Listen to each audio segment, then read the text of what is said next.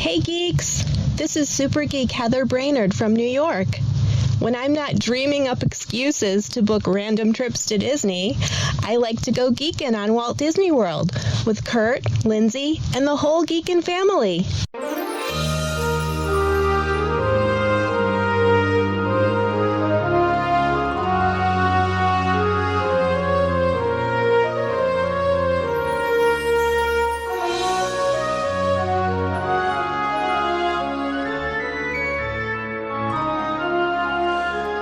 Hey Disney World geeks, Curtis Stone here, and welcome to episode 406 of the Geekin' on Walt Disney World podcast. This week, my good friend Lis Cote joins me to review her trip to Disney World. Well, do you like restaurant reviews and food descriptions? I have a couple of those that have joined our private Facebook group say they want to hear more food descriptions and restaurant reviews. As if we don't do enough of them. That's what we like to do here. This episode is full of food talk, almost the whole thing. It's like an adult trip with Liz and her husband down to Disney World. I've been having fun chatting with people like Liz and other Disney World fans and geeks for over 7 years. If you're new to the podcast, welcome. Over 7 years ago, I started the podcast with my daughter, Lindsay. We began by talking about our Disney World trips, and we brought on you, the listeners, the Disney geeks, to tell their trip stories. And you guys are just so positive, caring, and generous. I love the Geekin' family and the Disney community. We encourage a family atmosphere here on the podcast. And before too long, they were calling me the Podfather. And I continue to bring you, the listeners, on to tell your stories all about Disney World. And we'd love for you to join our Geekin' family. We've got an amazing private discussion group in Facebook. Search for Geekin' on WDW Family. You'll get a few questions that I asked there, and I'll get you in there as soon as I can, and then you'll be able to share your trip pictures and engage with one of the best groups on the internet talking Disney World every single day. We are independent Disney authorized travel agents with Fairy Tale Concierge. We'd love to be your Disney travel guides, and you can book your room and your dining reservations with Mama and Auntie Judy. The best way to contact them is through their email, travelingtiaras@gmail.com. And my gosh, they have been busy. So thank you so much, all you geeks who book your trips and ask all your questions and get help from Mom and Auntie Judy. We certainly do appreciate you. And thank you so much for trusting us to be your travel guides down to Disney World. It's the part of the show where we're going to bring on the Traveling Tiaras. We're going to talk to the Traveling Tiaras.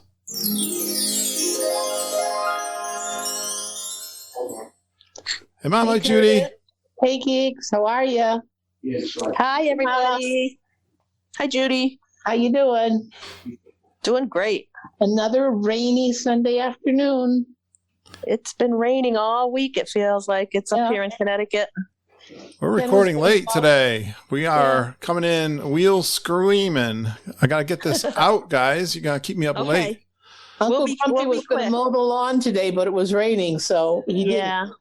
Well, our backyard is like a swamp. When you walk through it, your feet sink down. Yeah, our driveway's like a lake. I want to ask you a bunch of questions. And I want to have them answered immediately. Yes, I've been dying to ask you a bunch of questions, Mom and Judy. All right. Them immediately. The big news this week, I think, is lots of things opening up down in Disney World, especially resorts. Can you get me caught up on what's opening up down there? Oh, the big one is Port Orleans French Quarter in Riverside. Yeah, it's fantastic. I was switching tie-ins this morning, and when I got to the cast member, she said, "Oh my goodness, it's so wonderful to finally be able to book at French Quarter." Yes. Yeah, it's been a long time coming. Yeah. That is a Geekin' favorite. Sure is. Excited for that. Yes, need that. How about the rest of Port Orleans? Riverside's opening too. Both sides are opening. Yeah. Outstanding. All right. Wasn't there more news about resort openings? Sure. All the All-Stars. Yeah, we'll be fully operational by December. Yep. Fully open, resort-wise speaking. Was that all the resort openings? Must be more. Well, that's the Poly is opening, but the monorail's still not finished. So Yeah. Well, you're going to hear my friend Lis Cote, who stayed there.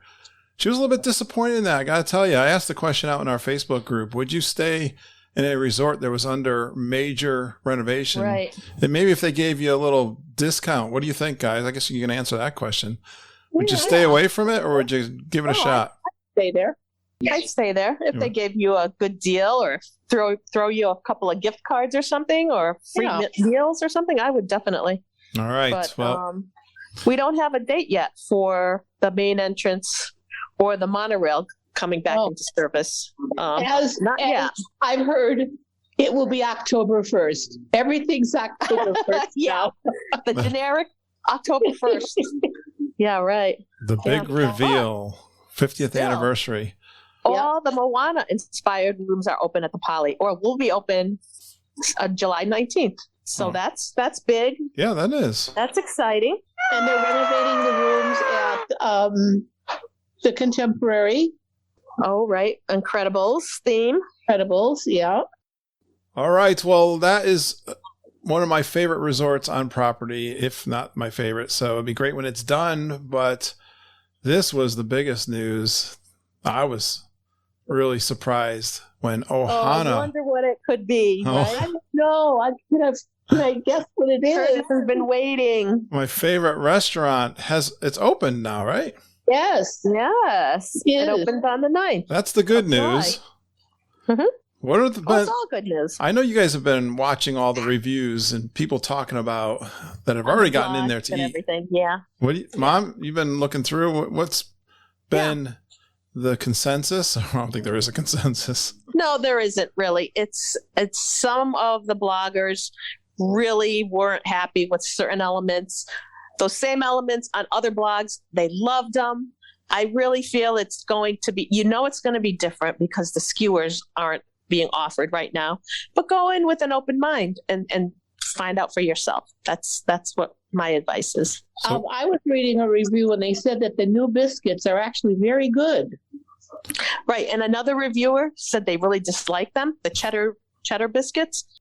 Then they also have that papaya coconut scone, right? And they said cheddar people like those. have jalapeno in them, which makes them a little spicy. Yeah. And some reviewers said they were a little dry. Other people said they were perfect. I mean, I guess it could be a little bit of your personal taste and a little bit of how maybe, that batch was prepped that came to your table. You got to go try it. Geeks, listeners, go try it yourself. It really sounds pretty decent to me. I wouldn't hesitate to go. Yeah, and they said the reviewer I was reading said the kielbasa is actually very tasty. Yeah. That's good. However, they felt the shrimp casserole, that the shrimp was flavorless, the cheese was watery, and there was way too many breadcrumbs. Yeah. And another reviewer said that the casserole was reminiscent of a delicious mac and cheese, except in place of the noodles, you got big, huge shrimps in there, plenty for everybody. It was creamy, delicious. I mean, you get both sides of it. It's hard to say. You got to go try it yourself. Right. And this one said that the shrimp were tiny little, like frozen shrimp that you'd put into a salad. Oh, wow. Yeah. Yeah. So it was interesting. Were they eating at the same place? Yeah. But they said the noodles were delicious. You know what? That's 100% consensus that the noodles were the bomb, the diggity bomb. Everybody loved the noodles and they haven't changed them. And the wings were just as good as they always are. Uh-huh. And they liked the dumplings. They liked garlic sauce on the dumplings. Well, I know who's got a problem with not being offered any sauces. If you guys haven't heard, they're not offering the peanut sauce and the sweet and sour sauces anymore. Even if you ask for them on the side, they kind of say, nope, we're not offering them. So I know Curtis is heartbroken about that. That's probably my biggest disappointment. I know. I think they'll be back before too long, even if it's just by request, because I feel like a lot of people, me especially, I dipped everything in those sauces, or I poured a little of the sauce on everything, not just. Well, the Disney fans got them to go from the fried rice back to the noodles, Absolutely. maybe we can get them to bring the sauces back. Yeah. Yeah. And I get it. One of the blogs said it was due to allergy reasons. Make it a requestable thing, Exactly. if you don't want to put it on the table, not knowing that this family has allergies or not, make it requestable or ask if you want it. And they'll And bring the it out. price for this meal is adults is $55 and children is $33. Plus tax and gratuity, of course. Right. Well, I want to do it for Geek and Recon. Oh, well, Definitely. when I go in September, I'm going to give it my best shot. All right, Yes, Judy. we are. Try for a reservation. I'll trust Judy. Judy's Judy review. and Curtis. Yeah. Yeah, You guys know that the breakfast opened up also, I saw that. and it sounds delicious. It does. $25 a plate. Not bad for everybody. Get your Mickey and your Stitch waffles. Yep. Your pineapple coconut sweetbread. Your Yeah, fruit. good. Yeah, that looks really good too. I think I'd like to try that for a late breakfast maybe at some point and make it almost like lunchtime, Yeah, that would be good. I think we got to put that on our list. Very good review of that. Now, I want to give a shout out to Christine Dunn Fowler. Christine, this is a topic Mom and I have been talking about this week. She had a listener and a potential client that has been debating with their family, going back and forth about on-site or off-site. Christine says that's her biggest challenge when planning a Disney World vacation. So let me see. I'll ask Judy this time. Is that a big challenge for you, Judy, whether to go on-site? Let me think. No. Always, even back in the day, 50 years ago, it has always been on site. Even when you went camping, right? The campground is great. If you're a camper, it's easy transportation to get to the Magic Kingdom. It's just the whole thing of staying on site, I think, is ease in getting around because you park your car or get off your bus or your Uber and you never have to get in it again till you go home. And you let Disney take care of it. Oh, yeah. That is the biggest convenience in the world. Well, I agree. I think I was telling Mom, for me, when people are looking to they're looking to save money by staying off site. Now, it used to be really easy to do kind of a cost comparison because you could talk about the free transportation, the parking, and other bonuses that you would get as an on-site guest. When it comes right down to it, for me, it's like when you drive in underneath those arches for Mickey and you are in those purple street signs. Yeah, you're there. You're there. Yeah. It's just a huge relaxation thing for me. And then hearing the music inside of the resorts, the theming of the resorts, the service, and just what we call the bubble. And I understand, when Mom and I first went, we stayed at what we called the downtown Disney resorts, and we went there because of costs. It was only like $100 a night at the time. But then we made the next move was to the Polynesian. They were like, okay, then you're spoiled. they just like, why did what took not? It was just I don't ever want to stay. I've never stayed off property. Yeah. So, well, a lot of the other part of it, Curtis, is that people like to rent houses. yeah, I understand. Not just To get a large hotels, group but too. houses. They got a large group, and they'll have their own pool and whatnot. But you're still not in the bubble. You're leaving the bubble, and maybe you save a little bit of money, but you're also. Are you really, Judy? You're driving back and forth. Time is money in Disney World. And the other thing, my nephew just stayed off property. They had a very nice time, but they would get there early because we said, oh, you've got to get there early.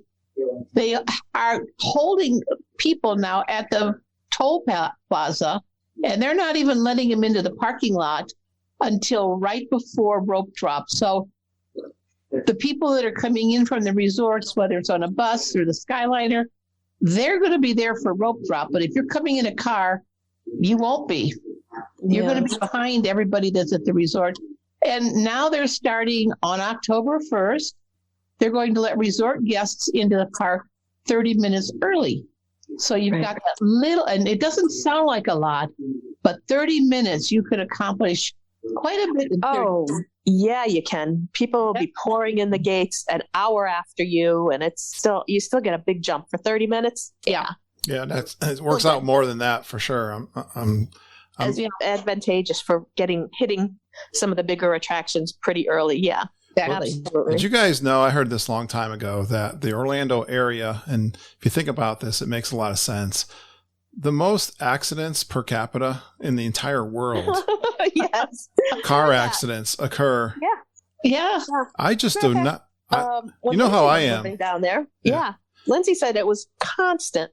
She saw tourists jumping the medians, driving across, trying to get across the highways, and just doing all kinds of crazy stuff on a day-to-day basis when she was living there, and said it just was crazy on Disney property.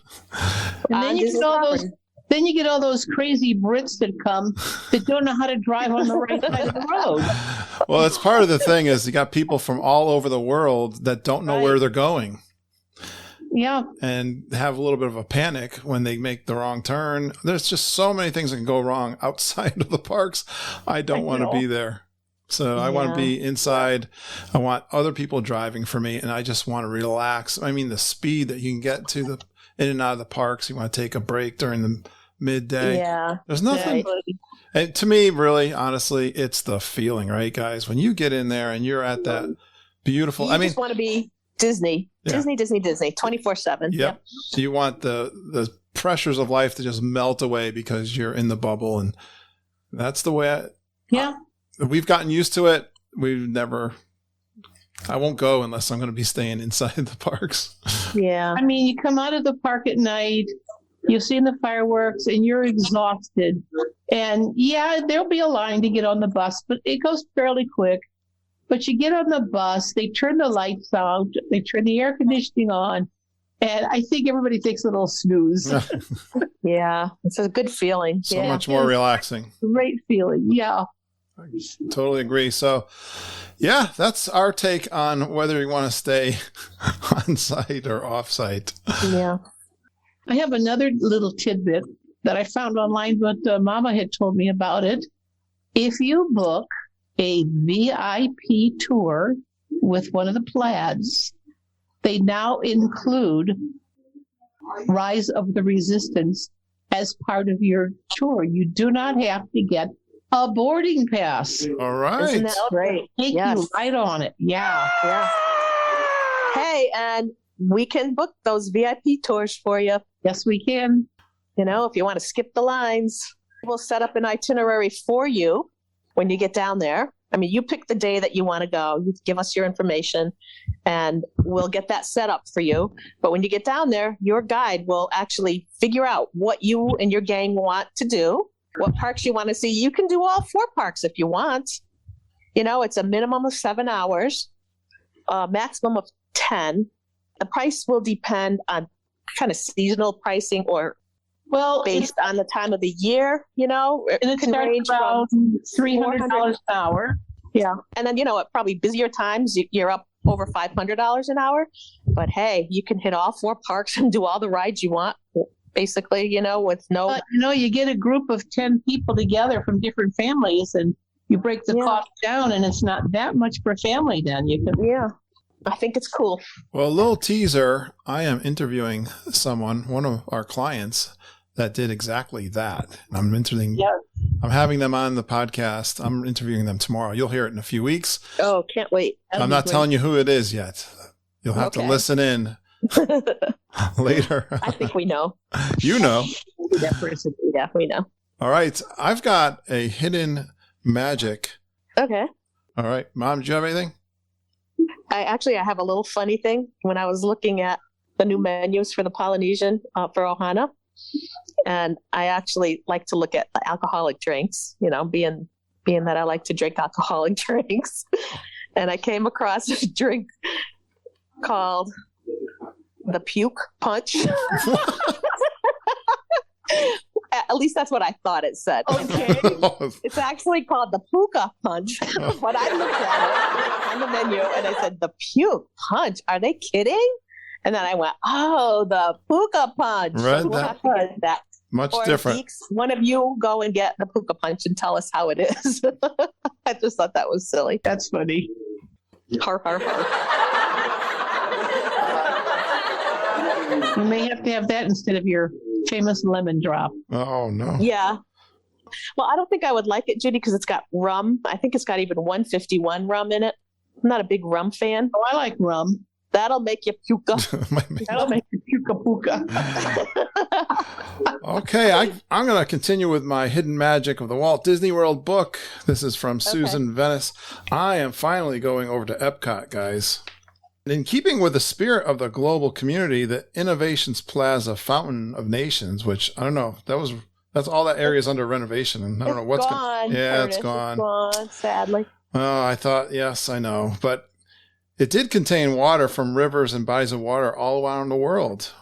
They had a galleon. They had a gallon from each having been added to the fountain on opening day as a gesture of peace and togetherness. That's lovely. I thought that was a cool. Isn't that the fountain that's out front, though, when you go in? No, it was the big one inside. With all the music? The bird. Where they jumped up, where the fountain jumped in. Yes. Yeah, they used to run in music, and the fountain would do a whole kind of show. Remember? You would have thought that they might have saved some of the water. Used it somewhere else. You think it was still in there from 1982? Yeah, I think that fountain was a maintenance trouble. Was my guess. Yeah. Could have been. But, all right, just like the fountain that was at the Polynesian a long time ago. That was so nice, though. It was. That fountain. Oh, wow. Well, all right, then I think we're done for this week. Short and sweet tonight, just like us. Yeah, just like you and me and Curtis. Oh, me too. Thanks, guys. He's not short. Yeah, you're the short one. I'm the sweet one. I don't know what he is. Big and goofy. But I'm not the sweet one, too. We're both the sweet ones. Yeah, okay. I'll give you that. I'll see you and talk to you next week. Okay. Bye, everybody. Bye, geeks.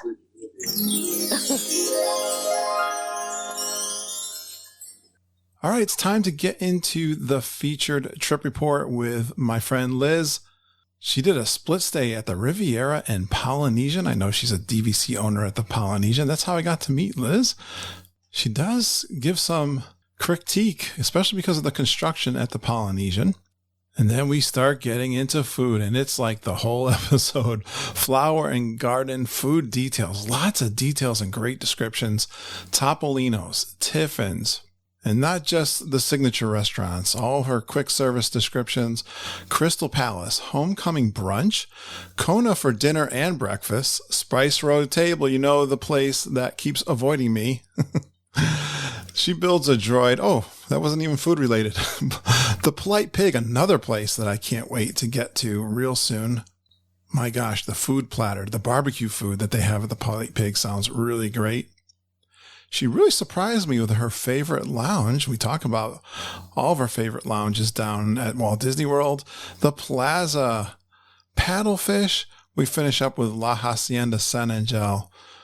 Well, Liz and I, we used to talk Disney World just about every single day as we commuted back and forth to work together. It's great to chat with her again, and you're going to love hearing all the food talk we got this week with Liz and me. And we're going to geek out on Disney World.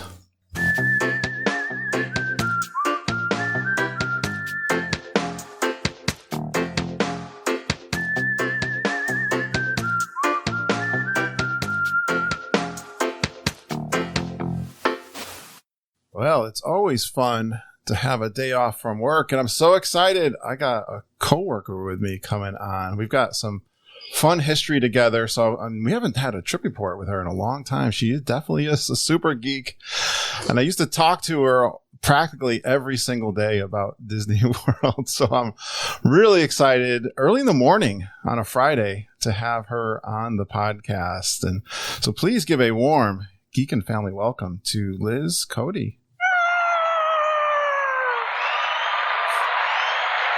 Hey, Geeks. Hey there, Liz. How are you? Hey, good. How are you? So great to see you and talk to you.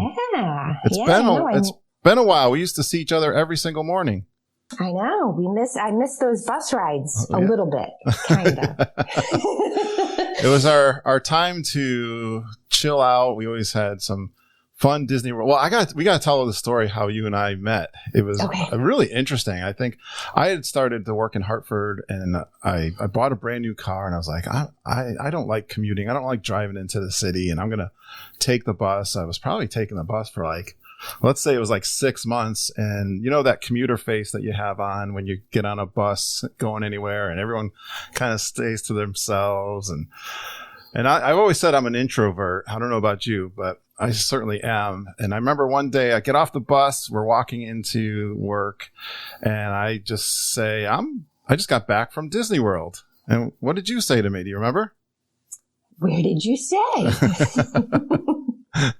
Yeah, I don't know if we're gonna get this conversation perfect, but I probably told you, I don't know, but that particular trip, I'm not sure where I said it, but I think you said, well, I think you just bought DVC at Polynesian. She goes, I just bought DVC. Well, I mean, that I'm pretty smart, and I figured out that you're a geek at that point. I said, really? You bought a Polynesian? Well, I do a podcast on Disney World. Yep. And then the rest is history, right? It is. We've had some good fun walks together and talking about all kinds about the podcast, about Disney World, our trips. And so I've loved our friendship over the last few years. Me too. It's been great. And now we get to stay connected this way because I don't live in Connecticut anymore. So. Well, the other funny thing was, maybe it might have been in the same, I don't know, it wasn't that same conversation, but I support our intranet, the website internally for our company, and which also includes our interest groups. And you one time, and I don't know if I was talking about dogs or something. We both have a love for animals and our dogs. And you said, I started the interest group Woof, which is the dog sharing pictures.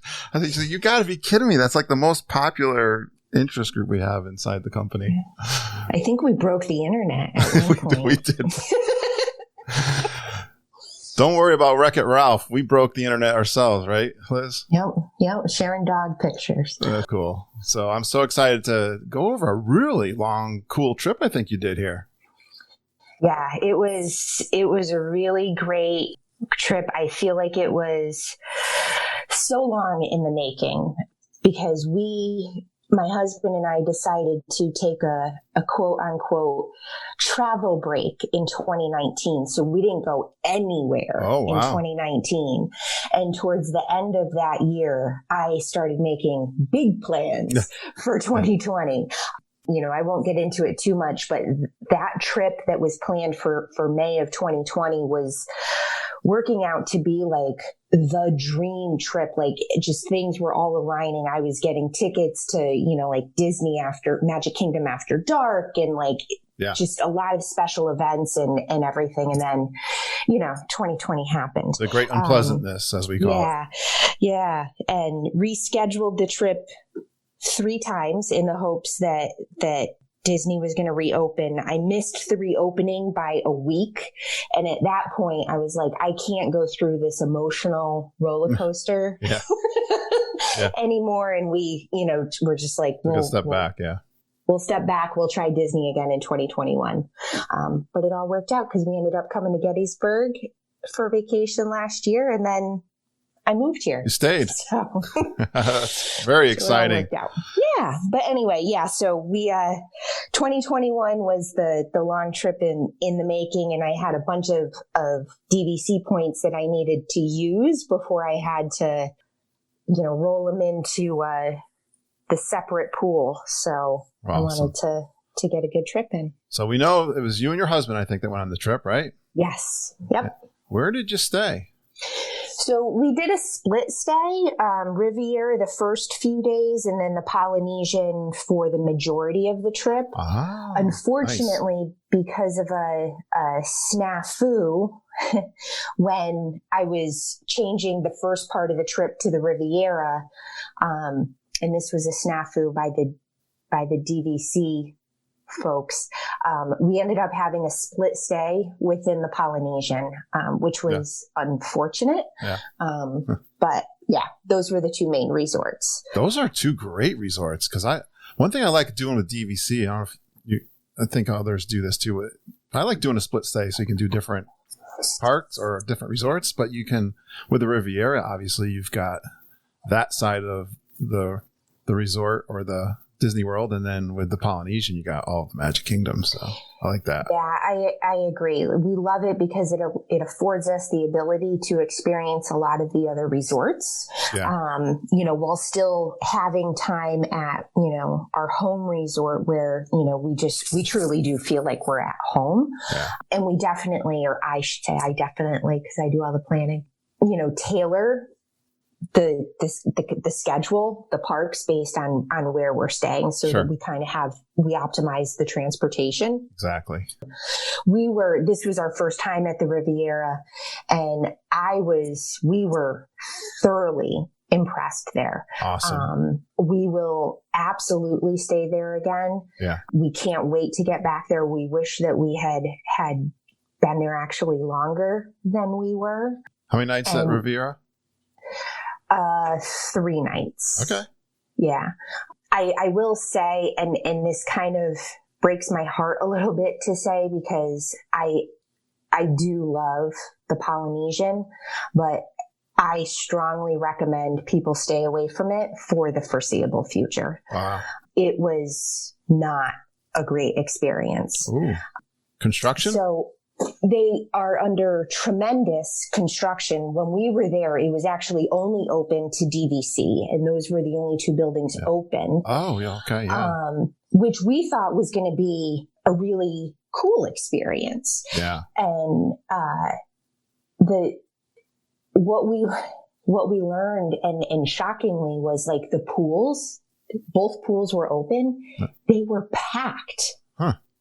Absolutely packed. Transportation there right now is a nightmare. Yeah. It's horrible. The monorail is non-existent. Right. And the buses are completely unorganized and unscheduled. Yeah. No, not even overwhelmed. Like, we would be sitting there and there would be, I'm not exaggerating, 10 Magic Kingdom buses in a row. Yeah. And, there was times when we waited close to an hour for the bus that we needed to, like, Hollywood Studios or Animal Kingdom. And even at the parks, we would have the longest waiting for the Polynesian buses. Wow. And it's just it really was. In addition to that, like the quick service there, the Captain Cooks, they were still doing everything like maximum COVID safety protocols. So what I mean by that is nothing was self-service at all. Right. They were still doing like all of the drinks in the styrofoam cups and stuff. Whereas when we were at the Riviera the first few days, all of that was back to self-service. Oh, okay. Wow. And so it made for these huge bottlenecks and quite honestly, a tremendous amount of waste, because I had gotten the refillable mug and, they're wasting these cups as I'm putting it in the refillable mug. It makes me so sad. You're making me sad. It made me really sad too. But I do feel that and I don't like to focus on the negative, but I do think it's something important for the geeks to hear, that it's what I would hate is for somebody to go there and have a less than great experience. I've heard someone recently say that's normal. Say they're going to stay, it's our favorite resort, both you and I think, right? Yeah. So it's sad to hear.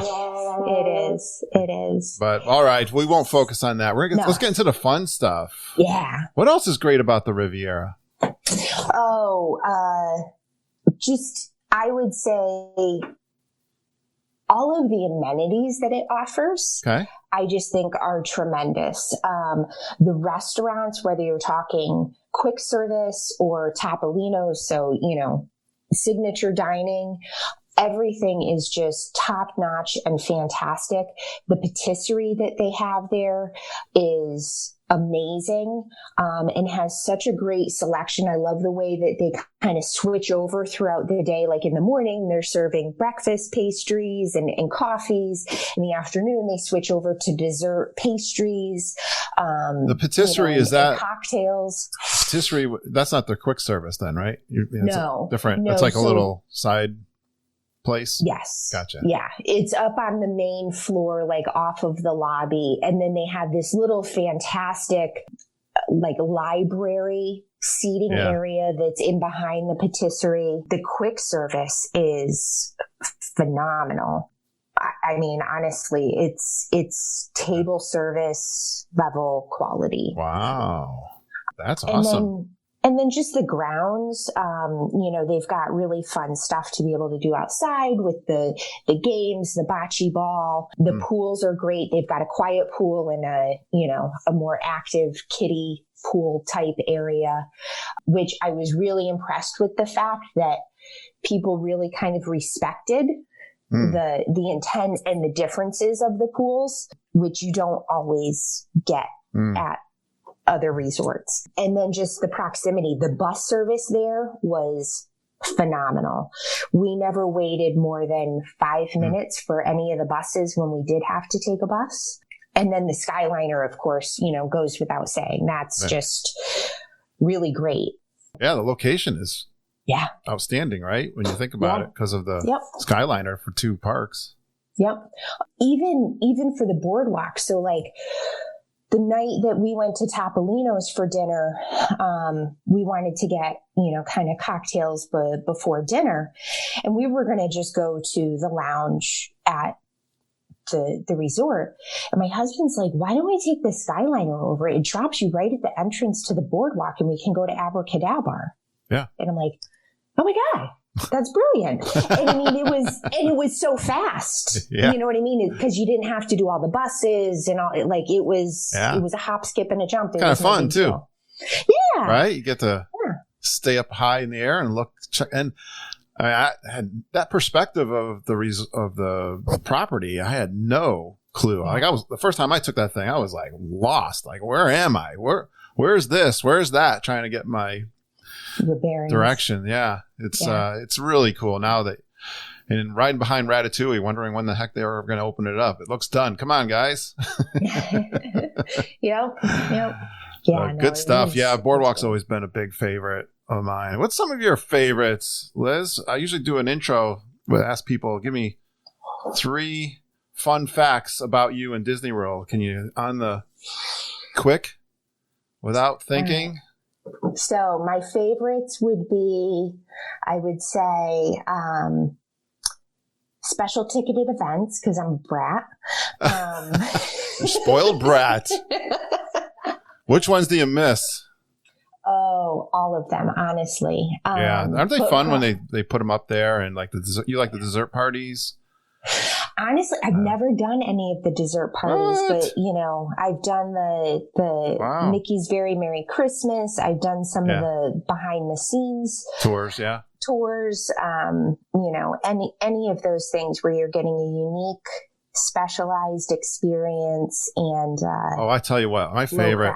Did you hear me talk about the one we did at the UK Pavilion, the Rose and Crown? We had a fireworks dinner package. Oh my gosh, that was so awesome. You got to do that. Or I want them to do, now that they're talking about the fireworks being back, I want them to do the after hours.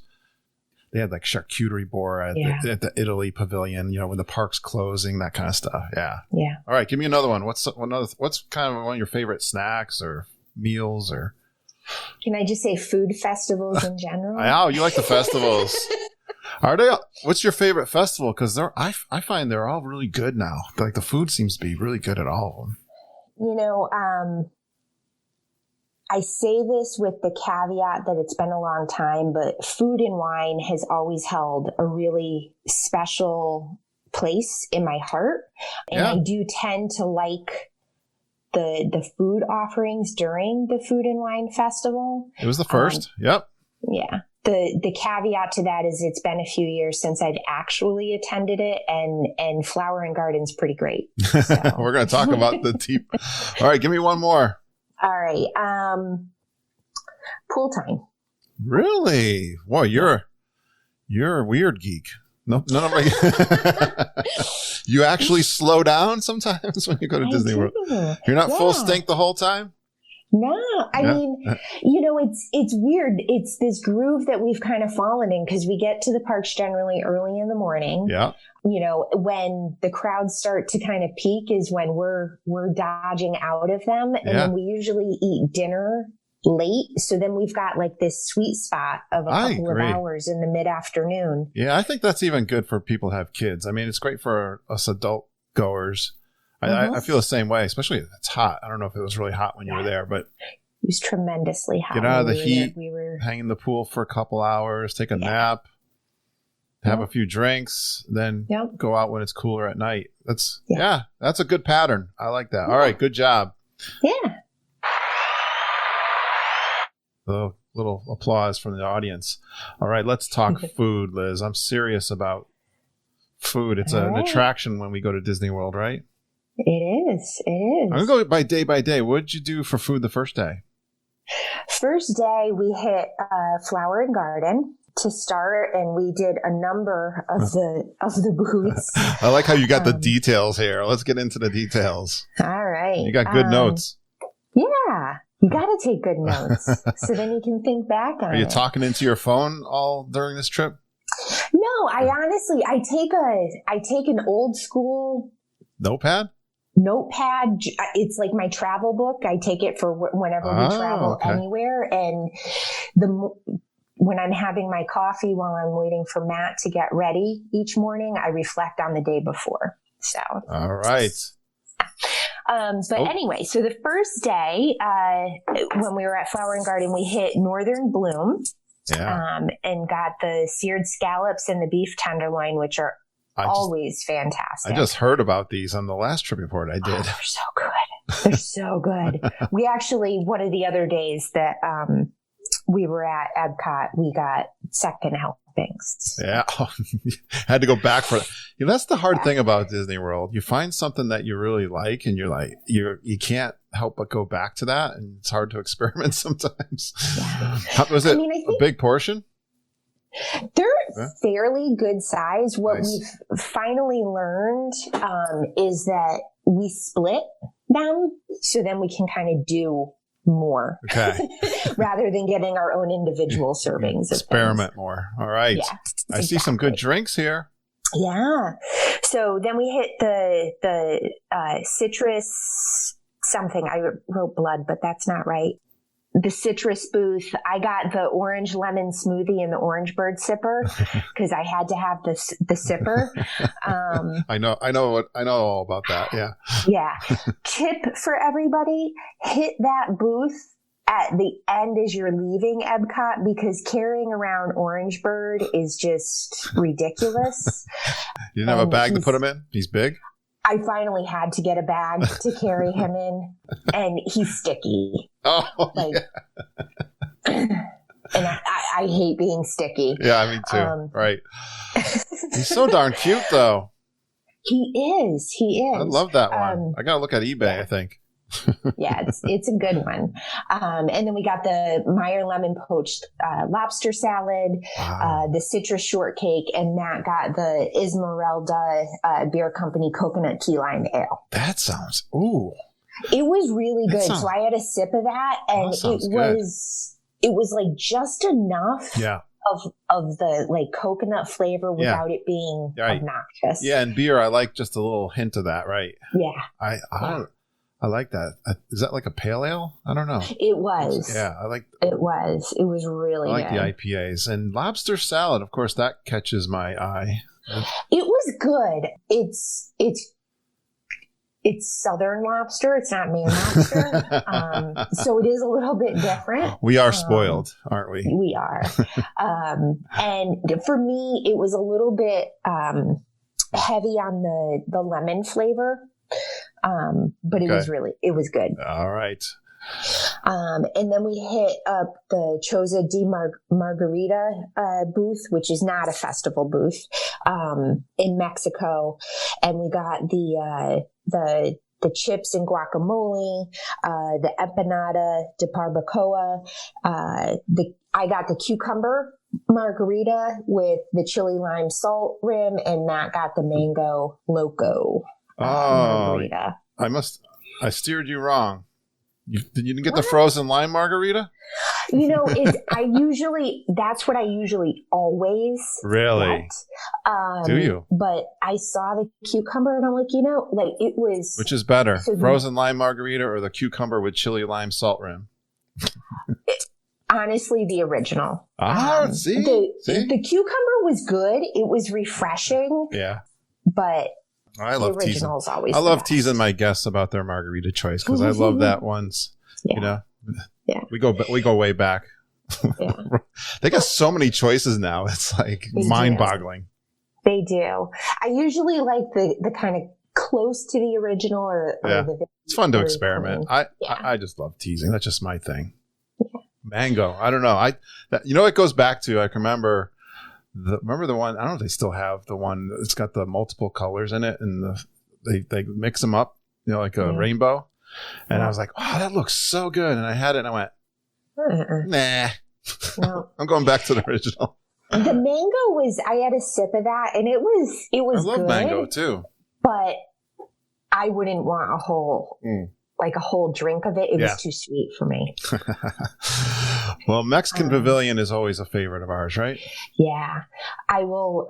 So this was the first time that we went to that booth. Generally, we go to the quick service there and get it's like my favorite. Our food and drinks there. Yeah. But because of social distancing, the line was literally into China. Oh my God.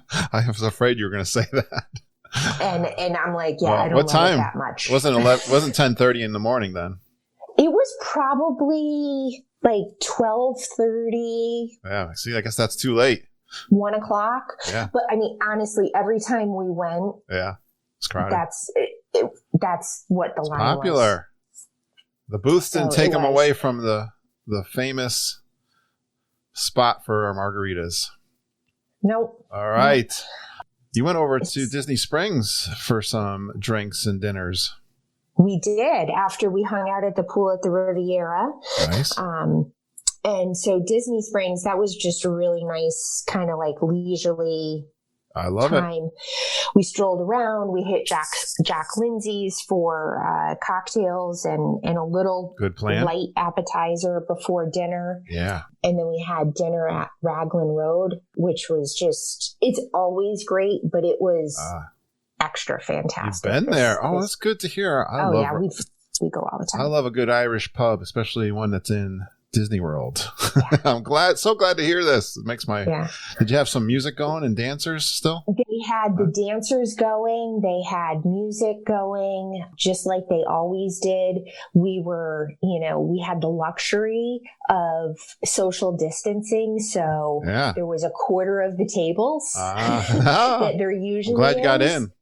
Which was fantastic, because you could actually see things and kind of breathe. Yeah, it wasn't chaotic. It can get crowded in there. I remember I've been in there when it's packed. Yeah. So I'm looking at what you had there. I'm like, I haven't had any breakfast yet, Liz. You're really mean to me first thing on a Friday morning. This is going to get hard. I know as we go, right? I'm gonna get to this. We're going up to the Berkshires for lunch up towards Norfolk, and where Judy, I'm gonna be like scarfing down. I'm gonna be like mad hungry when I get there. I like this drink flight you had too. Yeah. Tell me, do you know what's in there? Flight. Yeah. Irish whiskeys, I'm sure. Yeah, and it was a special flight that they had going on. For that period of time, our impression was that it's not always that. And I want to say, I had posted something in the Geeking Facebook page, and I think it was Glenn, he did the flight and he showed, and they were completely different whiskeys. Yeah, I suppose, right? They kind of, maybe they do switch them up. Or do they have more than one, or just kind of one that they had in the menu? There was just the one, and like I said, it was a special. So it included the Teeling's Black Pitts Single Malt Peated Whiskey, the Teeling Single Grain Whiskey, and the Teeling Single Malt Whiskey. Did they have years on them? Do you know? I remember I had one that was it was a flight that had Macallan, I think, Scotch whiskeys or something, and they were 18 years, 20 years, and 12 years. I'm like, wow. It doesn't have the years in the descriptions. Yeah, that's okay. But knowing Tealings, it's probably how they're fairly well aged. Yeah, I'm sure. No doubt. Very good. My Lindsay came over last night and she says, what does Grandpa want for Father's Day? We're getting together Sunday. I said, some Irish whiskey. But I think he would, he always buys cheap stuff for himself that he sips a little bit, I think, in his garage. So get him a nice bottle of Irish whiskey. And she showed me what she got him. She goes, I don't know anything about it, but I was like, he's going to love that. Yep. There you go. And it's too late for my Father's Day. I hope my kids get me a nice sipping whiskey. I used to do this all the time. I'd ask my stepfather what he thought my grandfather would want. And that's what and whatever he suggested is what I would actually end up getting him. Because normally we while we do think about the other person, there's usually an element of the suggester would also want that. Yeah. So maybe you'll be getting some Irish whiskey. I'll put that out into the universe. There you go. I love this meal you guys had here. Describe what you got to eat. Sure. So I had the mushroom bisque to start. I love mushroom bisque. So whenever I see that, I have to get it. And it was fantastic. To die for. All right. Yeah. And then I got the scallops with pork belly. That sounds really good. Oh, it was so good.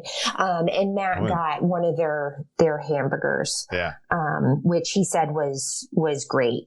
But the scallops with the pork belly was it was phenomenal. It was perfectly done. The pork belly was like super crispy, which I like. I don't like when it's just kind of, I don't know, not done.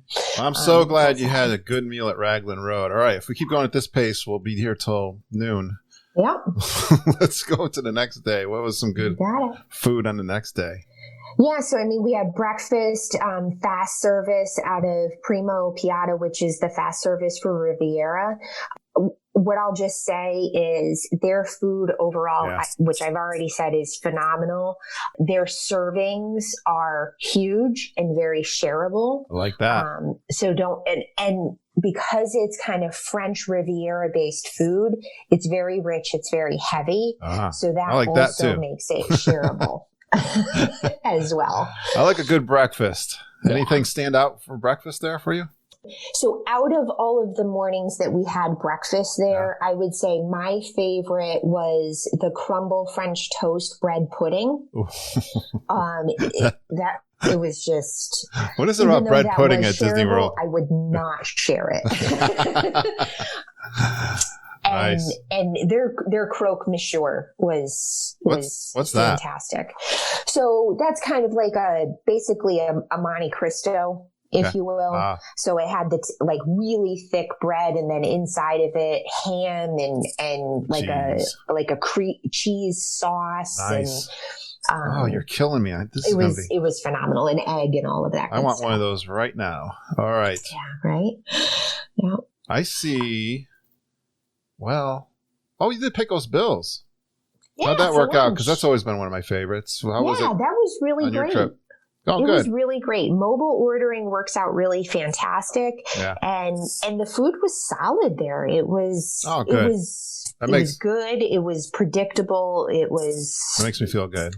Mexican. Yeah. It was good. All right. Yeah, we missed the bar there, the toppings bar, right?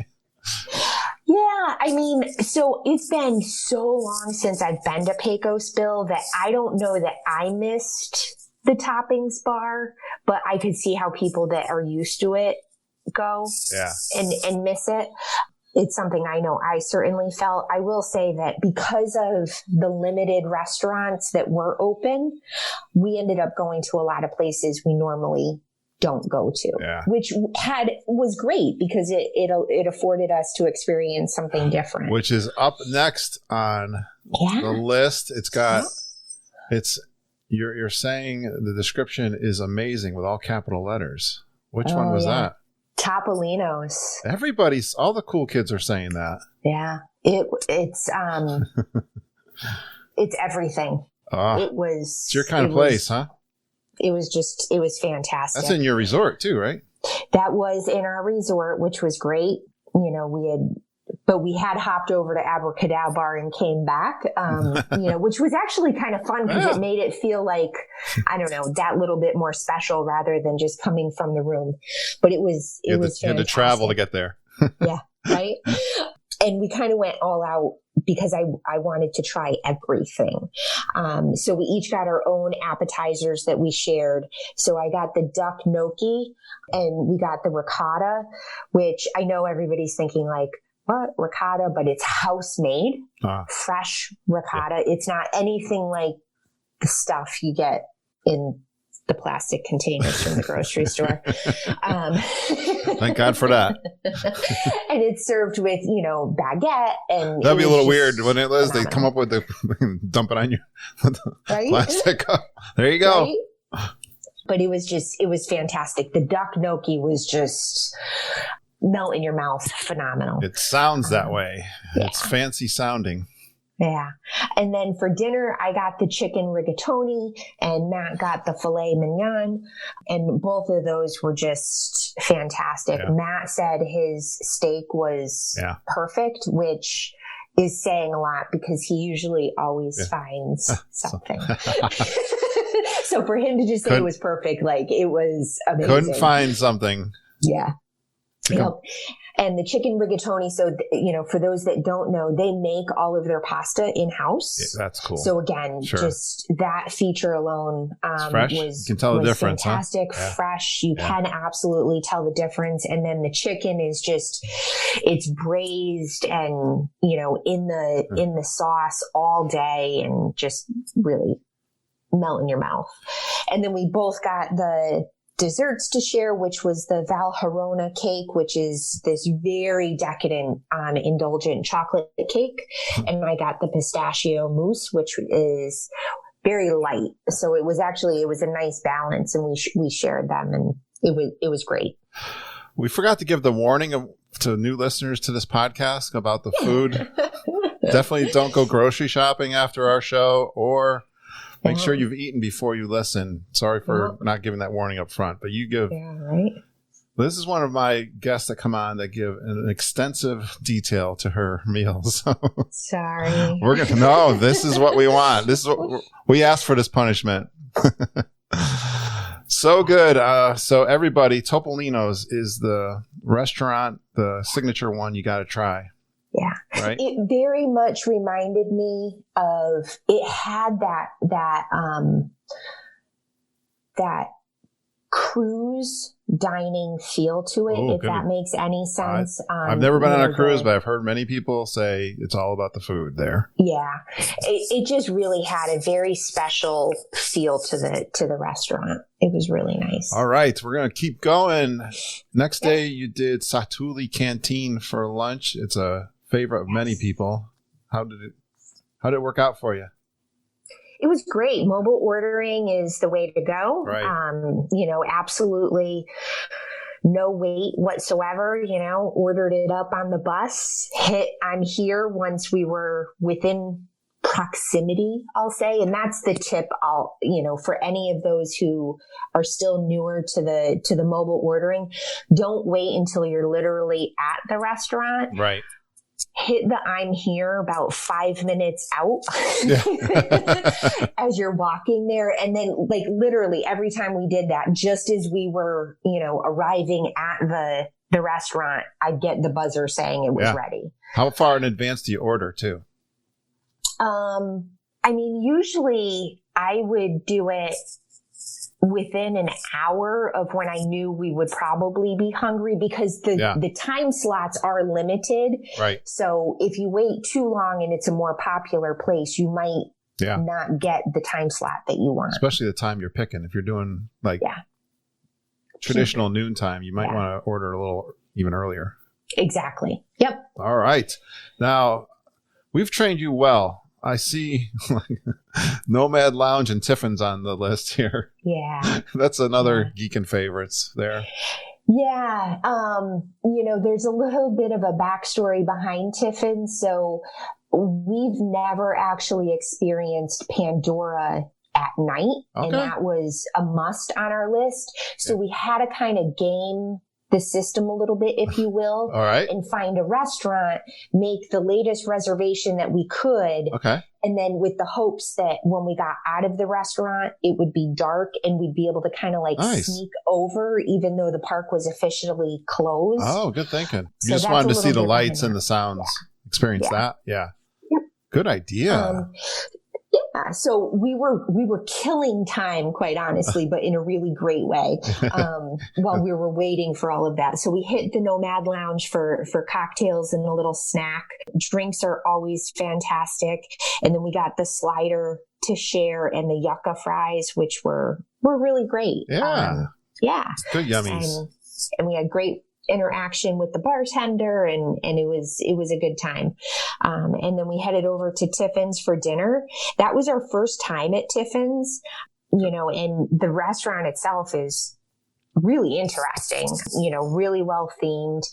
We had the bread service, of course, and then I got the short ribs with roasted vegetables and Matt got the shrimp and grits. Oh, my short ribs were fantastic, but it was a very small portion to begin with. And then half of my portion was fat. So that was a bit of a disappointing meal. All right. For me.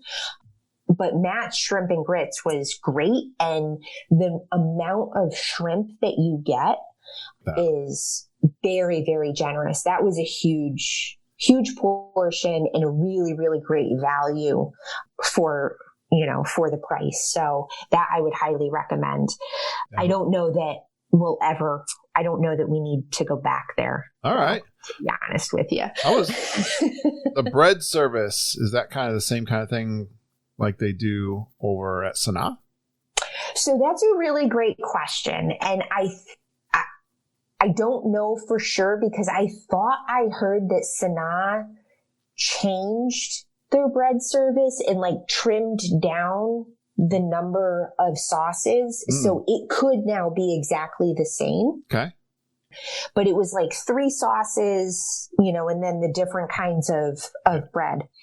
And it was really great. We've had the bread service at the Nomad Lounge and it was on par with that. The shrimp and grits Margita made for me. And I remember traveling down south for work and learning about grits. It's not something it's not a northern thing. And I was like, I don't know. What is it? It always intrigued me. And then Margita said, this shrimp and grits from Disney World. And I don't think it was Tiffin's that inspired her. I can't remember. I want to say it was the Grand Floridian Cafe was her inspiration, but oh my gosh. Has it got cheese in it, right? Too? Yes. Yeah, so good. I mean, usually it's cheesy grits and then there's, depending on the recipe, there's usually a spicier Cajun sauce that's drizzled over it and, on the shrimp. All right. We're into day 4. I'm looking for meals that you had there. I see ABC Commissary. I'm curious to hear how you made out there because I've been praising that place the few times I've been there recently. Yeah. It was fantastic. Oh, again, good. solid, quick service type place. We did the mobile order. I got the shrimp curry bowl and Matt got the buffalo grilled cheese. They were solid, I know it. This is so good to hear. What you would expect. It's so good. They do have a lot of choices and I've seen them changing them up and not your typical burgers and fries place now. That's awesome. I love it. And then you're killing time. Yeah. And you went to Oga's. How was Oga's? Oga's was great. It was good. Everything we hoped that First it time? would be. Yes. Nice. Yeah. It was everything that we hoped that it would be. I got the Jet Juice. Matt got the Jedi Mind Trick. We each got a second round of drinks, and I think we changed it up, but I didn't write that down. Oh, the first one made you forget. Yeah, right? That's the mind trick, maybe. Exactly. And then we got the meat board, and that was great. I've heard people criticize it and say that it's weird. I thought it was great. Good. I think weird is appropriate at Oga's, don't you? Yeah, and I mean, it wasn't Part of the all fun. that weird. Yeah. So. Yeah. That is a unique and fun experience. Definitely. Yeah. If you can, right? Check that out. It's just like the old Star Wars bar. Yeah. Perfect. I'm looking for your Crystal Palace. Yeah. For the evening. You're over at now? You're staying over at the Polynesian by this time. Yes. Yep. So you went over to why did you pick Crystal Palace? We wanted something close to the Polynesian originally because I wasn't sure how the Hollywood Studios Day was going to play out. Yeah. I had originally made dinner plans for the Brown Derby, but by the time, we had done everything that we wanted to do. Yeah. And so when we got done with Oga's, like we were done. So I switched it up. Yeah. And found there was reservations open for Crystal Palace. So I switched it over to that. And it was good. This was the first time, with the new menu with, the different serving style. It was good. It was a really great value for the price. Yeah, that's good. Judy's been talking about it. She really likes the change up from the buffet, she said. Yeah. I got the fried chicken and the mac and cheese with the collard greens. It was good fried chicken. It was by no means the best I've ever had, but it was good. And then Matt got the catfish and shrimp. Oh, that's interesting. He said that it was good. So they had a menu then to choose from. Yeah, you've got, I think it's like 4 different choices, and it's like a chicken, a meat. I think it's like a pot roast, not pot roast, some kind of meat cut, and then the fish, prime and rib? then there's a vegetarian option. Was it prime rib? Yes. Yes. There. Boy, I'm good. You know everything. No, not really. You play Clueless, but you're not. Well, that's funny. I had a 1-star review that said I'm clueless. So. Yeah. But we won't talk about that. I think, there was all you could eat? No. Ah, okay. Interesting. No, but it's like a package. So it's a flat price that you're paying, and you get a salad to start that's, shared for the table. Then you have your entrees, and then it's an assortment of desserts for the table. Yeah. But I mean, it was very generous servings. We left very full. So. As we often do in these places. Well, the next day, we're on day 5 out of 10. It speeds up. Well, you got some great ones on day 5. I know. Oh my gosh, we are killing it. We got Homecoming and Kona. Yep. 2 great places. Yeah, so we hit Homecoming for brunch. This was our first time experiencing their brunch offering. It was awesome. It was really great. Cool. All the way around. What makes it brunch, and what's different? Is there anything different because it's brunch, or? Yes. Okay. They have more breakfast. It's kind of like that middle in between, some breakfast elements with more savory kind of lunchish. Yeah, I like that. I think that's accoutrements. So it was really good. We got the deviled eggs. My husband always has to get those, and they're favorites. Really good. Yeah. I got the short rib hash, and it was phenomenal. I love corned beef hash, or roast beef hash, short rib hash. Yep. And I got the Southern Mary, which is kind of like a take on a Bloody Mary. And it was great. It was really, really good. Judy loves her. Really nicely spiced. Nice. I like a spicy Mary. So it was really good. And Matt got the Hallelujah biscuits. So basically it was one of their homemade biscuits with, egg on top and some ham and a sauce. Oh, that sounds really good. Hallelujah. Yeah. It was really good. I wish we had that, in our backyard. Let's have that right now, Liz. Yeah. Kona, just run down quick. I think Kona Cafe was the only restaurant you had because at the resort besides the quick serve, right? Yeah, Captain Cook and Kona Cafe were the only restaurants open. I mean, and that's to say the only other restaurant really is Ohana. Oh, yeah. And then they've got, what they did was Kona's has kind of adopted the menu of the bar, the sushi bar and stuff. They've added that in. So you're not missing any of the assortment. And I will also say that Kona's menu, at least when we were there, it also had a lot of the entrees and the food offerings from Ohana. I see pot stickers, which is really one of my missing favorites. Anything. Yeah. We got the pot stickers as our appetizer, which those are exactly what you usually get at Ohana. Yeah, that's good. I got the surf and turf sushi, which was fantastic. Matt got a steak special that they were having, and you can never go wrong with a steak at Disney. I've never been disappointed. No. And then what a lot of people don't know is that for dine in at Kona Cafe, and it's not posted anywhere, you can get the Ohana bread pudding.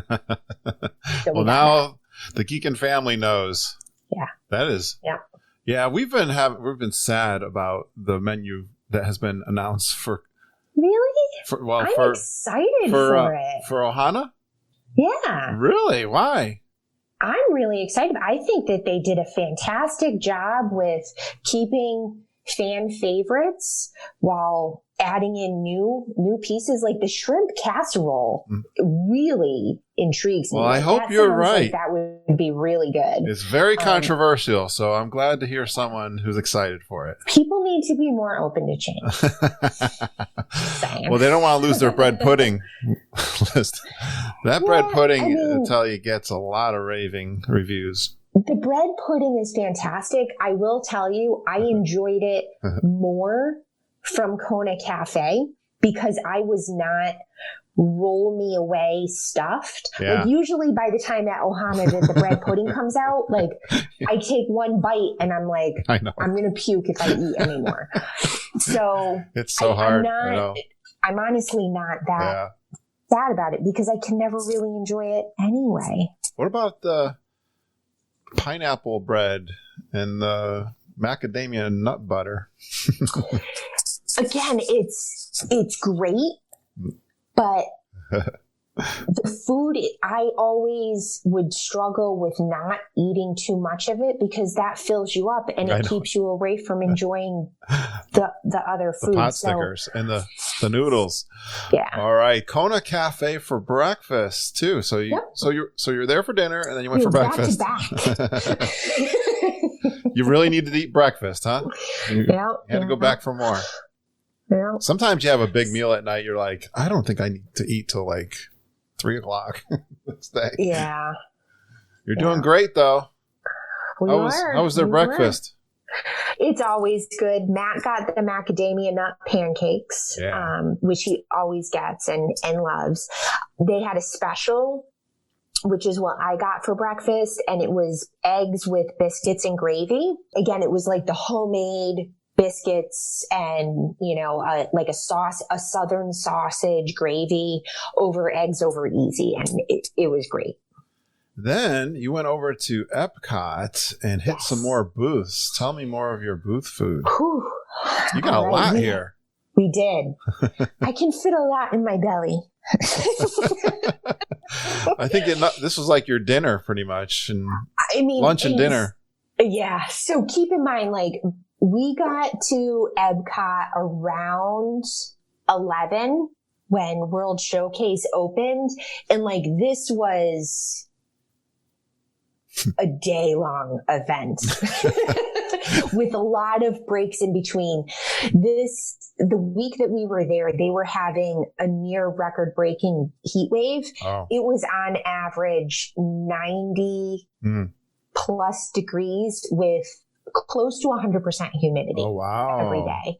So, which I loved. I love the heat, but like what I liked about it is it forced you to slow down. Okay. And move at a different pace. So yeah. And World Showcase is a great place to do that during a festival, right? It is. So we hit Honey Bistro, and got the lavender honey marinated chicken flatbread. That sounds really good. Yeah. Oh, it's so good. We had gotten that a couple of years ago and it stuck in our mind. It's really great. It's wonderful to share. It's not too heavy, great flavors.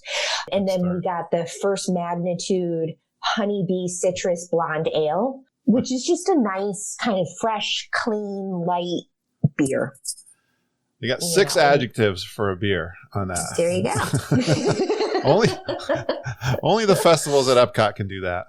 Exactly. Even the flatbread, lavender honey mustard marinated chicken flatbread. It's like you have to have 6 adjectives for the food. It limits the need for a description because they told you everything that's in it. Yeah, ain't it great? Yeah. All right, keep going. Yeah, we hit the Jardín de Fiesta, which was the Mexican booth, and we got the Tostada de Conchinita. Nice job with that. What is that? It was basically like a huge case, or not huge, but like a small quesadilla almost. Love a quesadilla. Nice.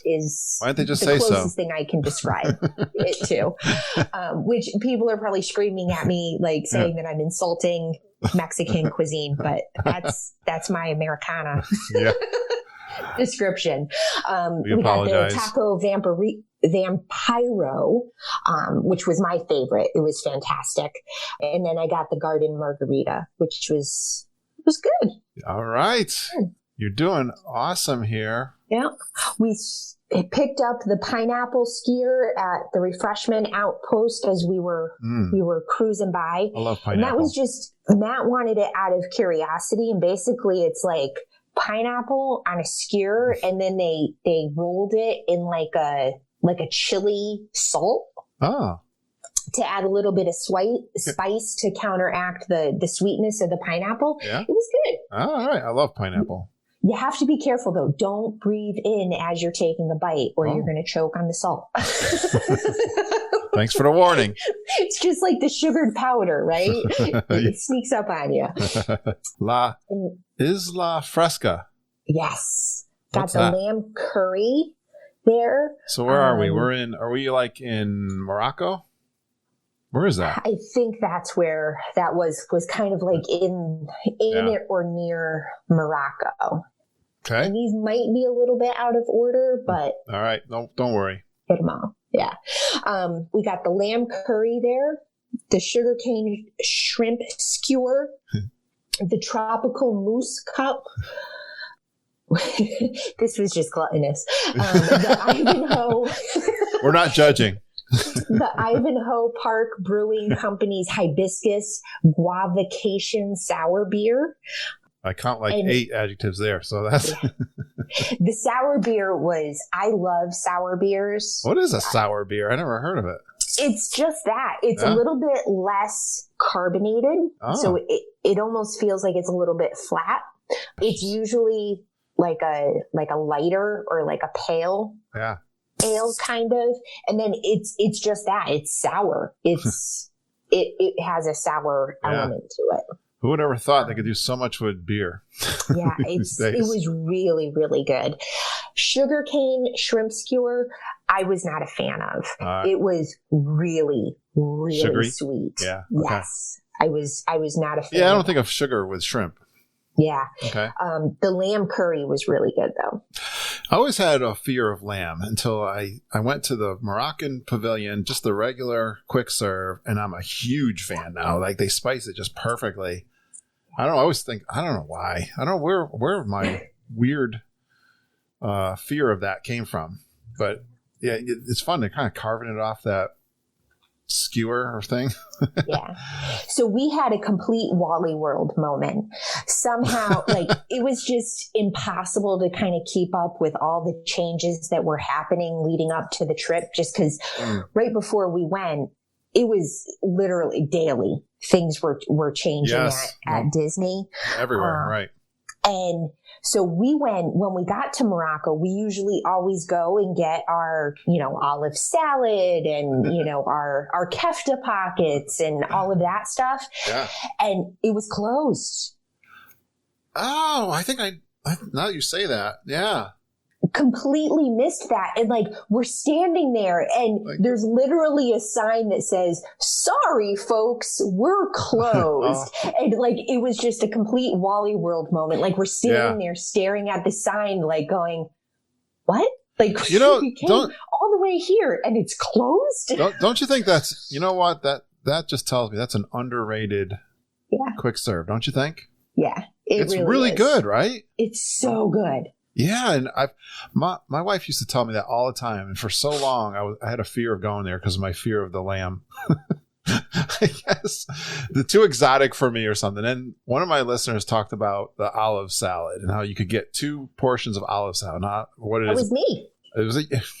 I swap out the fries.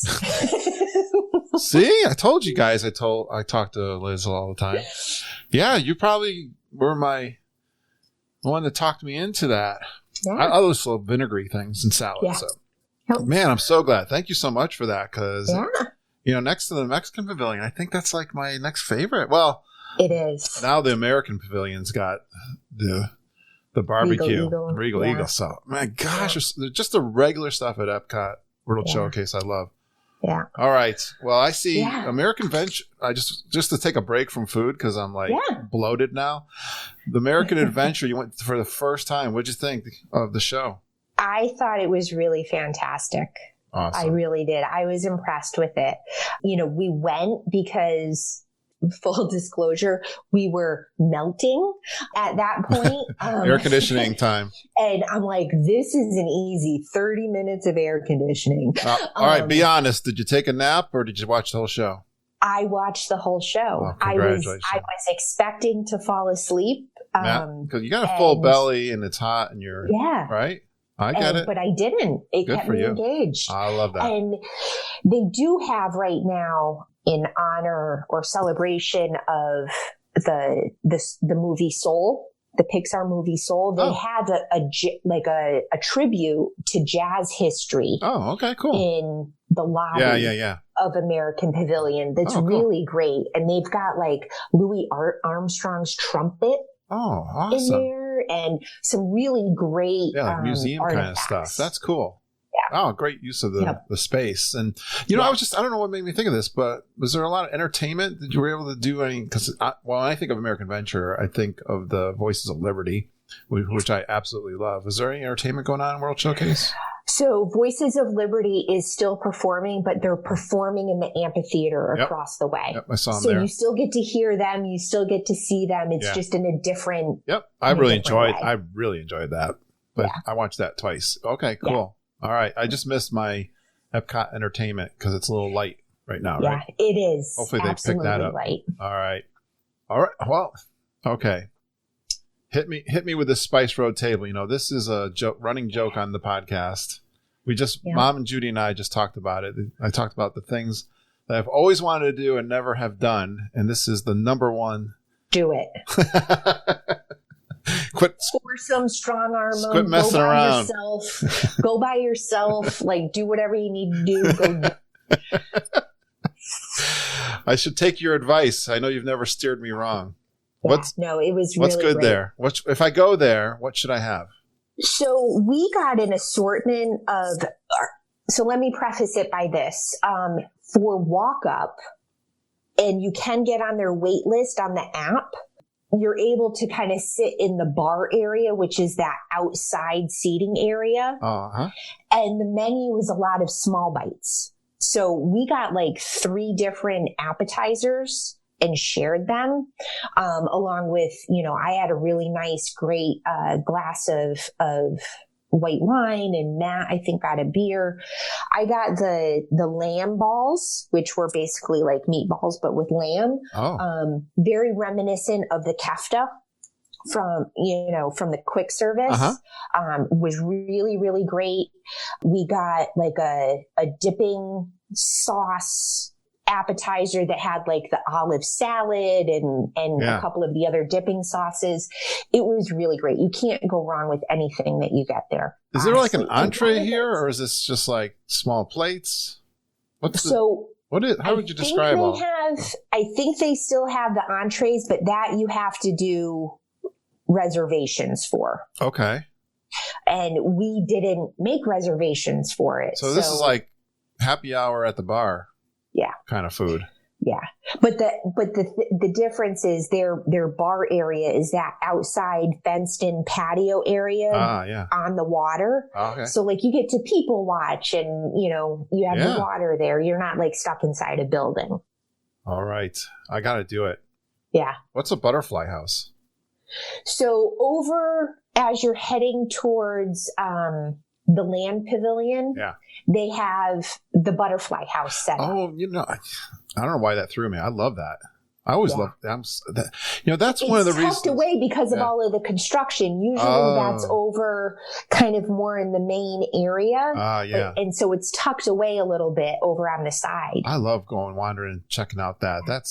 That's one, I think that's one of the reasons why. Did you say Flower and Garden was your favorite now? Or you don't want to claim that? I think it's possibly leaning towards that. I have an affinity for food and wine, but it's been so long. But you love flowers and the outdoors and gardens and stuff too, right? So I could see the quandary there, the struggle. Not that you have to pick one or the other. You can go to both. No. All right, let's go to day 7.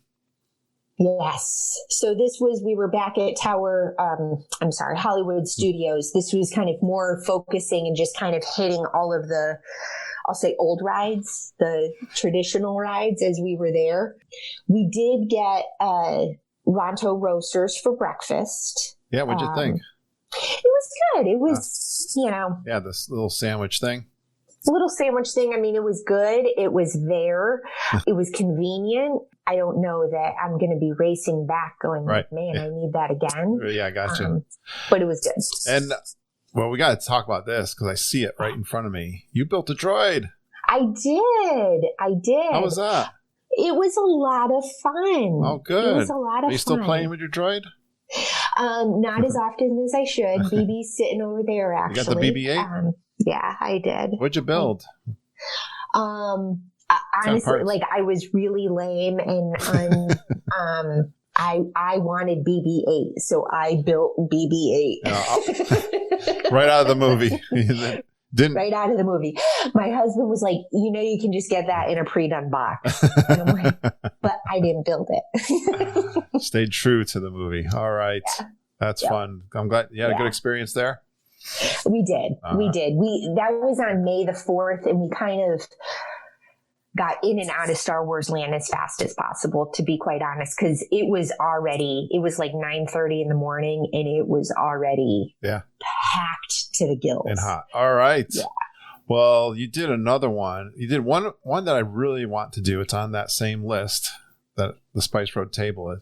I don't know if you made a spelling mistake. Politey Pig. I didn't even notice that. Politey Pig. I like that better. That should be the name. That's fine. We're the Politey Pig. What do you eat there at the Politey Pig? So because we wanted to try a little bit of everything, we got the butcher board, which has a little bit of everything. Ooh, that sounds cool. What's on? Well, what is that? Like a charcuterie board? It's basically it's made to serve 2 to 4 people. Ooh. And it has a little bit of, the different meat cuts, a little bit of the barbecue. Chicken. It comes with the cornbread. It comes with 2 sides that you can pick. And so it's kind of the best of everything. Oh, should I go there sometime? Absolutely. I will go back there in a second. It was phenomenal. Great prices. Wonderfully flavored food. And they got some good drinks there too. They got a nice bar there too, right? Yes. Yeah. Yes. Beers and stuff. And Yep. cool. Yeah, I got a really great whiskey drink. I forget what Matt got, but it was really good. We'll absolutely go back there again. And this is one of my newfound favorites, Wine Bar George. I've had some great moments there. Yeah. What do you we like need about? to go back there and give it another try. Oh, it didn't go good. No, it's not that it didn't go well. It was just we didn't have reservations. We kind of walked up and we were like, "Hey, do you have room? Can you fit us in?" And they should have said no, but they said yes, and they sat us upstairs on the little outside patio. Oh. But keep in mind, that was a day that it was like 95 and sunny. Oh, you were right in the sun? And we were right in the sun, and we were the only ones out there. We went out with Judy and Ken last, what was it? What was the reason? Oh, it was their anniversary. We were in Canton. You know what I'm talking about. Yeah. And that they call it the 110 Grill now. We're like, oh, it was a beautiful evening in the sun, but we were right in the sun.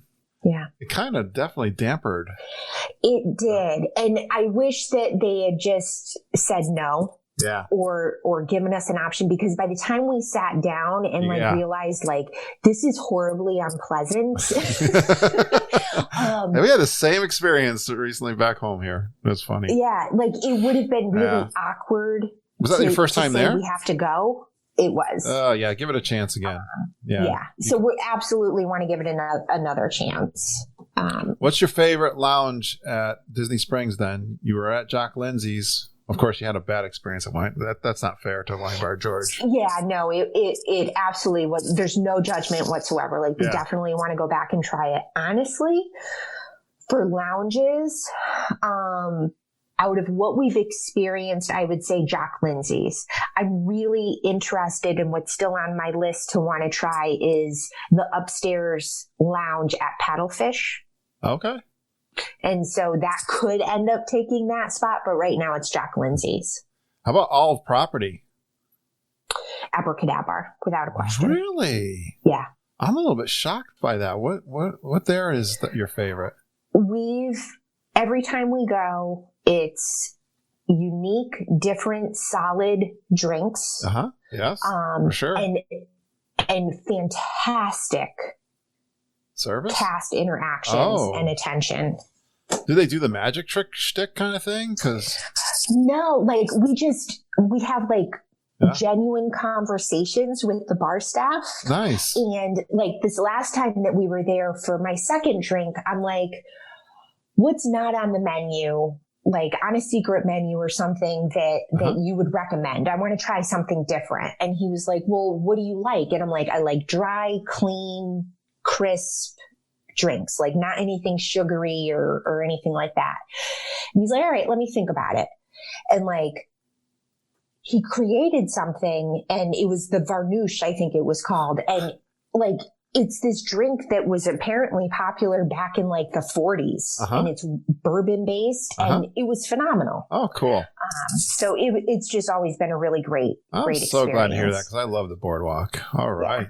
Well, I'm going to go into day 8. I'm going to go right to dinner. I want to know about the Plaza restaurant. I was just on a Zoom call.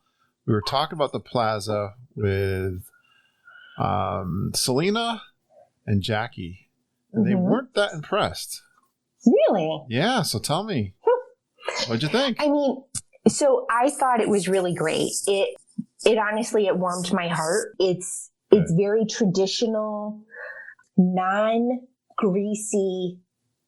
diner food. Is the best that I can kind of. That's such a thing, huh? Yeah. And I thought it was fantastic. The caveat to that is I think I enjoyed it as much as I did because of the limited seating, because of the social distancing. I could imagine how busy and chaotic it is at full capacity. Yeah. I don't know that I would have enjoyed it that much under those circumstances. The other thing that I think they have room for improvement on is their reservation management. So even though I had a reservation, I still ended up waiting 20 minutes. And that seemed to be the norm based on kind of what I was hearing and seeing around me. Yeah. And I think it's just because people lounge in there as they're eating, and maybe the reservation system doesn't recognize the average turnover rate. And maybe it's been tough during the COVID time to figure that all out too. Yeah, exactly. Yeah. But I had the tomato bisque, which was phenomenal, a triple decker turkey sandwich with fries, which it was great for, what it is. It was really great. And then I got the strawberry milkshake for dessert, and it was awesome. All right. Good to hear all that. And I'm interested in actually this next one for dinner you did. Paddlefish. That's one I've never done. I had reservations there one time. What'd you think of paddlefish? Completely underrated. Oh, really? Completely underrated. How come? Because I feel like you don't really hear a lot about it. I feel like everything that you hear is about Boathouse. Yeah. We've been to Boathouse. Yeah. I was not impressed with Boathouse at all. All right. And paddlefish, it was fantastic. Great staff, wonderful atmosphere, fantastic food. Is it on the water? I'm trying to. Yeah, it's the big boat. Yeah, and it is on the water, right? Then, so you can see the lake and stuff too. So good. Depending on where you sit, yes. Yeah, so you can see a good view. Yeah. All right, what'd you have for food? So for appetizers, I got the blue crab ceviche, and Matt got the crab cake with fried green tomatoes. Yummy. Both were fantastic. The blue crab ceviche is fresh made to order, so it's not sitting around, and you could tell how fresh it was. It was really, really great. I love some good seafood. Yeah. And then Matt got the whole Maine lobster, which was done to perfection. Like it was really good. And sometimes, how when you order lobster and it's like a little bit spongy or not quite right. This was perfect. And I got the stuffed cod with scallop and shrimp. That all sounds really good. I'm glad to hear. Yeah. A good meal at Paddlefish. Yeah. I think we're near the end of this food extravaganza. You are. I don't know that I've ever done a full podcast, Melissa, doing just food practically, but I'm okay with it if you are. I'm good with it. I think my audience will be too. I'm looking here at one thing I want. Well, what'd you think of Cosmic Rays? Let's go from Paddlefish to Cosmic Rays. Again, solid. Oh, good. Fast food, quick service place. All right. Mobile order was perfect. I got a Greek salad with chicken strips. Generous size. The chicken strips were fantastic. Really high quality chicken. Matt got the bacon cheeseburger. He said that it was really, really good. It was really great. We definitely go back if we're, looking for a quick. All right. Good to know. Well, I'm going to finish up, I think, unless I missed an important one, but the La Hacienda San Angel. Yeah. So we did finally make it there for dinner. That's one where we've had reservations a few times and canceled, but we actually made it there this time. This is the one on the outside of the pyramid, right? Yes. This outside on the water. On the water, right. Yeah. In behind the quick service. Exactly. All right. Yep. I've always heard raving reviews of this. How did you make out? It was really good. Very generous food servings. Yep. We got a giant barbacoa tostada, which was basically kind of like a quesadilla, filled with that wonderful barbacoa shredded meat. Yeah. And that was great. I got like a flank. I got the pork dish, and then Matt got the flank steak, and they serve it with rice and beans and all of those really great sides. Both were generous servings, really, really good food. It was really, really great. I'm glad that we were able to go. I'm glad that we were able to experience it with limited capacity. This is another one where I think at full capacity we probably wouldn't enjoy it quite as much, because you could tell people are probably on top of each other, but it was really, really good. I love Mexican food. That's another one I've not done that I would really love to do. I just got one thing caught my eye here. I think we've gotten through the food. Outstanding job there. That was a lot of fun. Although, you know what? I'm going to meet Judy and Ken for lunch. We're leaving here at like 11. I'm like debating. Should I go like charge the refrigerator? Or how am I going to make this time between this and lunchtime now? The last bullet point says Polynesian mountaintop. Yeah. What the world is a mountaintop at Polynesian? So when you're kind of on the water side, a little bit past the beach, if like you're walking towards the transportation and ticket center, on the left-hand side, there's this little walkway that most people miss that goes up this little tiny mountain or hill, if you will. And there's a bench up there, and it's the perfect view of the Seven Seas Lagoon. You can actually, it's like dead on center with the castle at Magic Kingdom. You can kind of see the Grand Floridian to the left. And it's a really nice, quiet, kind of off the beaten path spot to just kind of sit and reflect. Usually that's where we sneak off to watch the fireworks. And so it's just a nice little quiet spot. I seem to remember you telling me about this spot when we were talking about the Polynesian, and the bungalows are right in front of you, but it's up high. It's not really a mountain's probably not a best. You can see over them. Yeah. It's like a rise you wouldn't even know is a rise that you can see over them, right? Yes.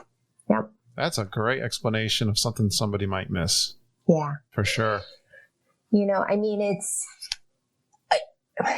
for somebody who goes to Disney as often as I do, it was interesting to go under these circumstances.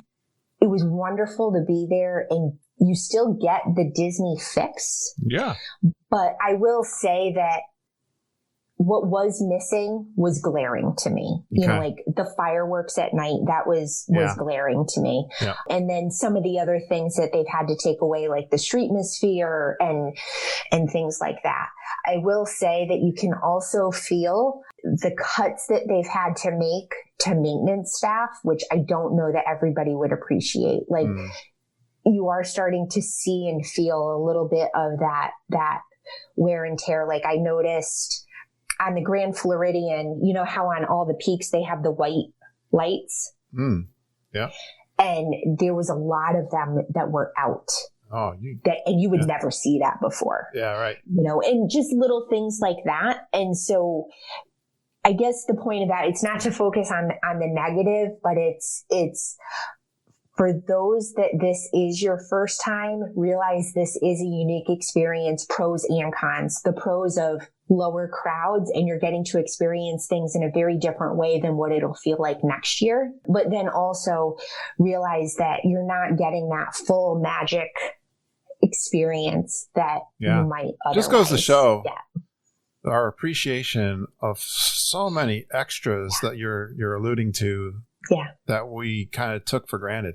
Yeah. The other interesting thing, because I'm a people watcher, is everybody, I think a little bit of it is to do with, you know, kind of COVID and people being isolated and moving to a more electronic world. Yeah. But then also I think some of it is to do with how dependent Disney's made us on the Disney app. Because you have to schedule everything through there. You've got to do your mobile ordering through there. That the number of people that I saw just walking through the park, staring at their phone and missing everything around them was shocking to me. And I even noticed it with, like, I always make it a point to say hello and acknowledge the cast members that are standing at like the entrance to the lines of rides or throughout the rides, to say thank you as I'm exiting a ride and, you know, acknowledging those cast members. And the number of times that I saw cast members like startled because they realized I was speaking to them. You know, like it made me feel good because I was acknowledging them and they were feeling recognized and I was genuinely saying thank you. Right. But like it also made me sad that like I think we've lost a little something in that. And that's not happening quite as often as it used to. Yeah, it's a great point in this electronic world, not to forget to look up. To look, yeah. To look up, just take some time and start looking instead of your phone. Look around, talk to people. Don't forget that. We've been working from home and we're not seeing people in person. Well, we got to get back to that. And, you're already off on your own without me asking, but any interesting pixie dust moments or fun stories from this trip? Oh, pixie dust moments. Honestly, I would say just those unique interactions and moments with cast members. That's what really stuck out to me the most, like the interactions and the conversation that we had with the bartender, the cast member at Abracadabra, and just those intimate moments. I really, really enjoyed those. I missed those. What did you think? What was your impression of the cast members during this time? What was the vibe you were getting from them? Positive? Were they? Yeah. Did you feel any different? Yes. I think there's an interesting divide. I think that there's those that are extraordinarily appreciative and happy to be there, to be working, and to have us there. Mm-hmm. And I think that there's some that are tired and frustrated by the situation. Yeah. I heard a lot of cast members grumbling to each other, and in front of or in public or on stage. Yeah. And that's something that is just a huge no-no. Yeah. Right. And so that very rarely surprised me. I've seen it, but it's been rare for me. Yeah. Yeah. And it was a lot. And then even just, there was moments where they shared it with me and I was empathetic to them and stuff, but at the same time in the back of my head, I'm like, oh, you're not supposed to be doing this.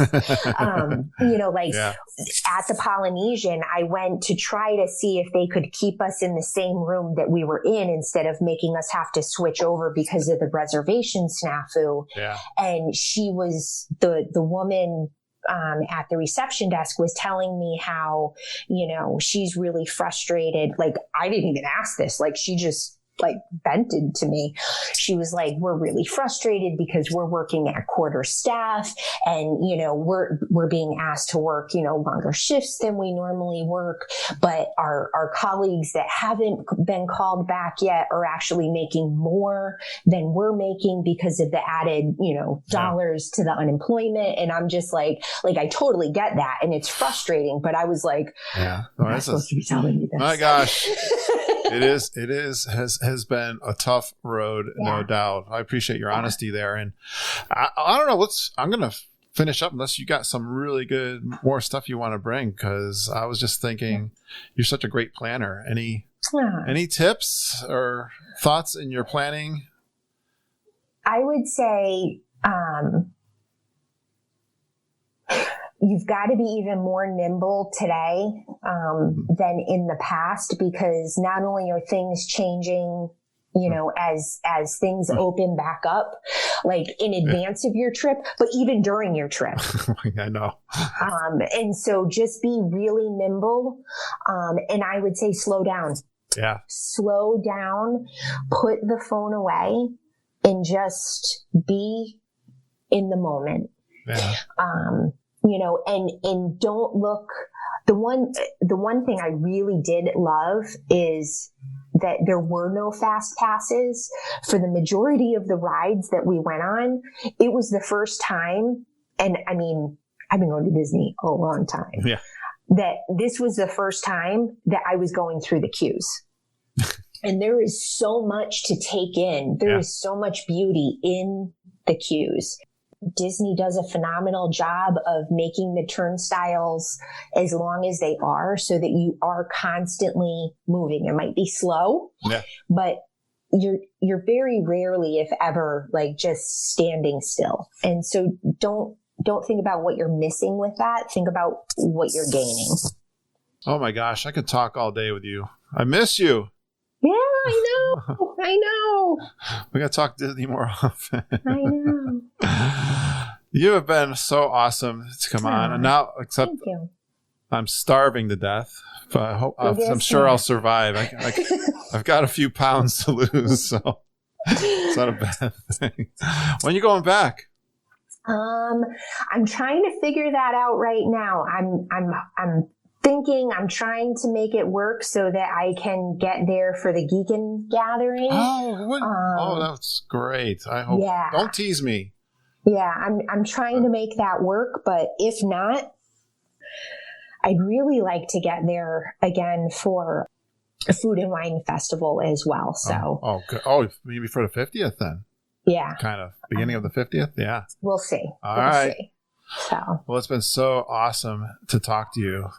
Yeah. Don't be a stranger, all right? I will not be, and don't be a stranger right back. Have a wonderful day. Enjoy your lunch, and we'll talk soon. Have a great weekend, kiddo. You too. Please stand clear of the doors. Por favor, manténganse alejado de las puertas.